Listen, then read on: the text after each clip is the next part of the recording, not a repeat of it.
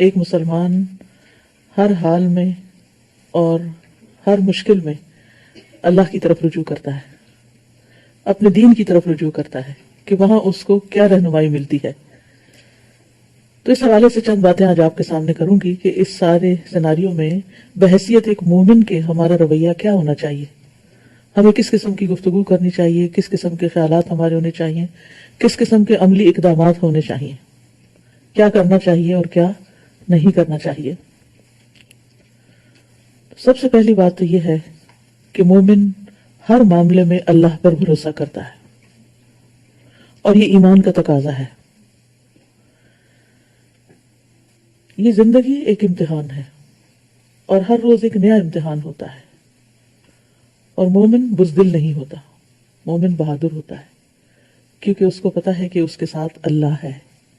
لا تحزن ان اللہ معنا، غم نہ کرو، بے شک اللہ ہمارے ساتھ ہے.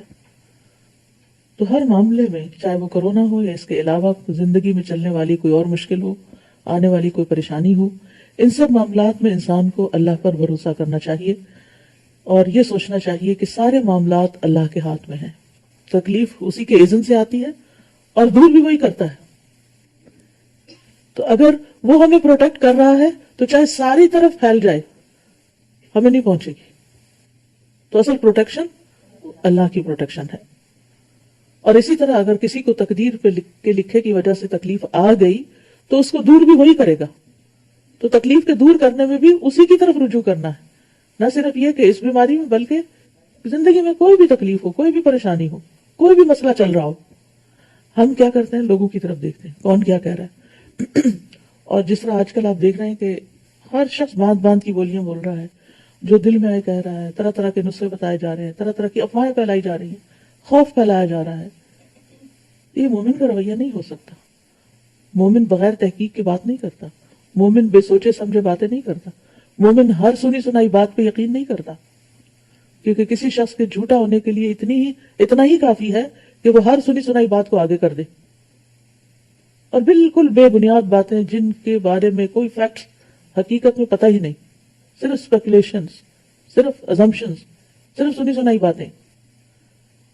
تو ایسے میں اس سارے پروپیگنڈے سے متاثر ہونے کی بجائے انسان کو یہ سوچنا چاہیے کہ اگر کوئی تکلیف لکھی ہے تو وہ آگے رہے گی. اس سے پہلے کہ وہ آئے مجھے دعائیں کرنی چاہیے کہ اللہ تعالیٰ مجھے اس سے بچا لے، اور اللہ نے دعائیں سن لی تو بچانا بھی اس کے ہاتھ میں، تکلیف دور کرنا بھی اس کے ہاتھ میں.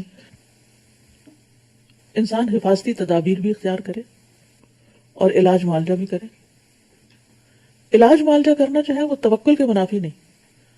تو بیماری سے بچنے کے لیے جو حفاظتی تدابیر ہیں اس میں کیا ہے کہ ایسی چیزوں کا استعمال کریں جو آپ کی امیونٹی بڑھائیں، کیونکہ وائرسز تو ہر وقت فضا میں ہوتے ہی ہیں، لیکن وہ کس کو اٹیک کرتے ہیں؟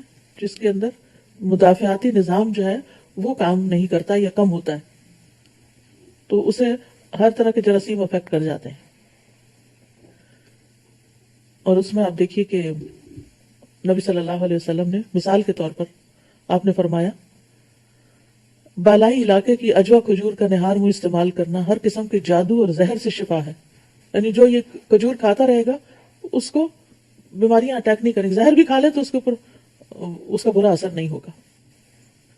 اسی طرح کلونجی جو ہے، شہد، یہ ساری چیزیں جو مصنوعی علاج ہیں، یہ بیماری کے آنے پر بھی کسی معالج کے مشورے کے ساتھ، اور بیماری کے آنے سے پہلے بھی انسان اگر ریگولرلی اپنی روٹین کی غذا میں کسی نہ کسی طرح شامل کر لے ان چیزوں کو تو اس سے فائدہ ہوگا انشاءاللہ. پھر کسی بھی طرح کی وائرس کے اٹیک سے، چاہے کرونا ہو یا کوئی اور ہو، ہم اس سے تو ڈرے بیٹھے ہیں، لیکن اس کے علاوہ کوئی اور بھی تیار ہوں گے اٹیک کرنے کو، تو اس کے لیے صبح شام کی دعائیں اور اذکار، ان کی پابندی کریں.